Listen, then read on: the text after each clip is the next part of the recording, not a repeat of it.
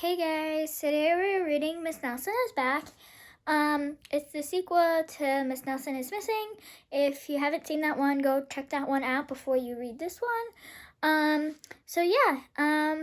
Let's get right into it.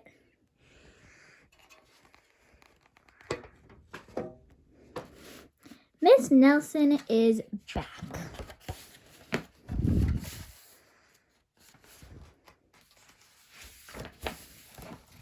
One Friday, Miss Nelson told her class that she was going to have her tonsils out. "I'll be away next week," she said, "and I expect you to behave." "Yes, Miss Nelson," said the kids in 207.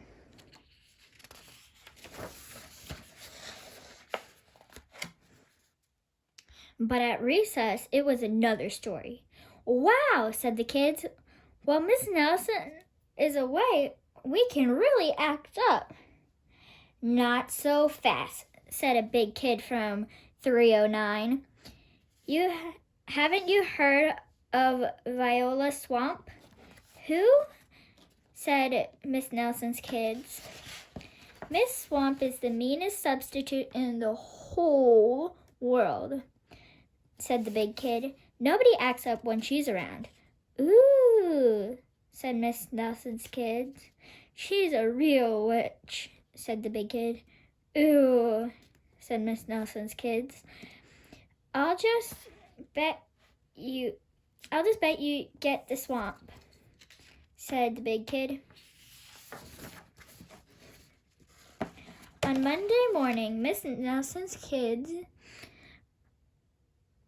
were all at their seats.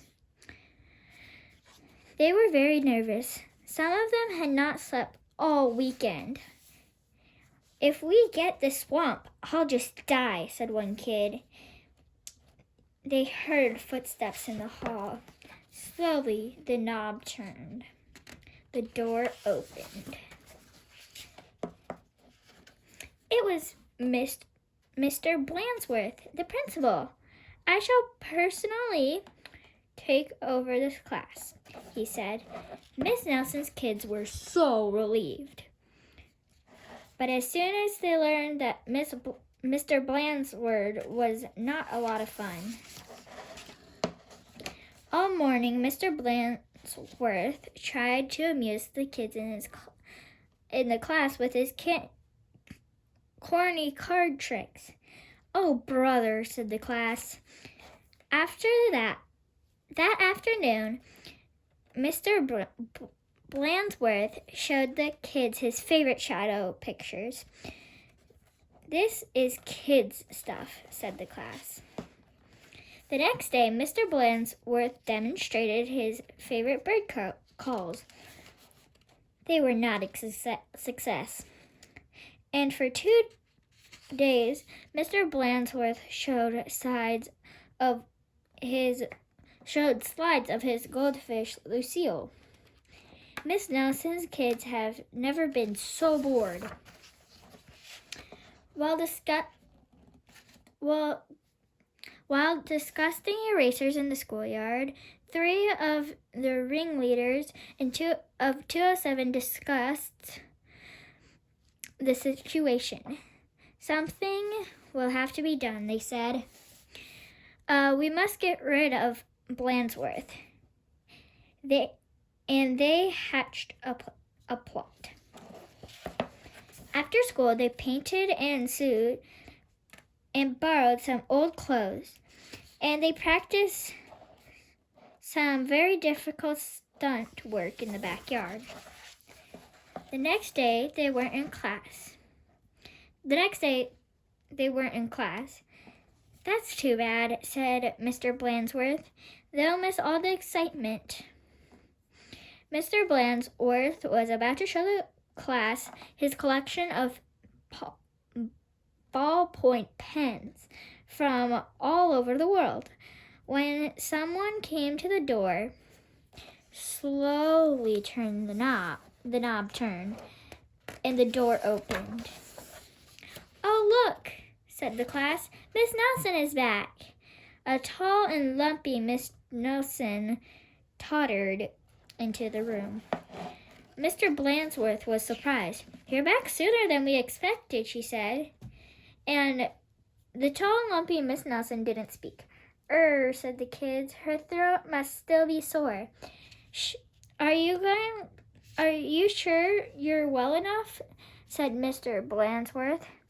"She's sure," said the kids. Well, in that case, said the principal, "I'll be getting back to the office. Nice to have you back, Miss Nelson." And he left the room. "Hot dog!" cried the class. "We got rid of Blansworth. Now we can do just as we please." And at the stroke of 10, the kids from 207 left the building. No one stopped them. They went straight to the movies, where they saw The Monster That Ate Chicago twice. "This is really living," they said. After they went to Lulu's, where they stuffed themselves silly. But soon they made a serious mistake. Heading back to school, they passed Miss Nelson's house. Miss Nelson couldn't believe her eyes. "Those are my kids," she said in a scratchy voice. "What are they doing out of school? And who's with them?" Miss Nelson telephoned Mr. Blansworth to see what was going on. "You're not Miss Nelson?" said Blansworth. "Miss Nelson is back." And he hung up. "Can't fool me," he said. Said Miss Nelson. "Something will have to be done." And she went to her closet. Back in 207, Miss Nelson's kids were spending an agreeable afternoon. They were very pleased with themselves. "We should do this more often," they said. They did not notice the figure in the hall. Slowly, the knob turned, and the door opened. "My name is Viola Swamp," said the lady in a scratchy voice. "Yikes!" cried the kids. "The swamp!" "That's right," said Miss Swamp. "And I'm here to whip the class into shape. Get those desks on. Go back to the desks on the double." The class did as they were told. The big kid from 309 was certainly right. Miss Swamp was a real witch. "And it won't, will it?" said Mrs. Swamp to the class, "because the swamp will be watching." A minute later, Miss Nelson appeared. "I'm back," she said. "Hot dog!" cried the kids. "We're glad to see you." "Didn't you have fun with Mr. Blansworth?" asked Miss Nelson.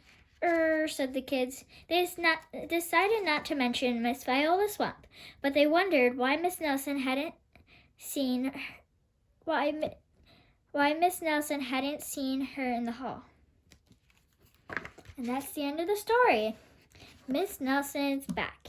If you like this story, you should definitely check out some of our other stories that we read. And thanks for listening. Bye.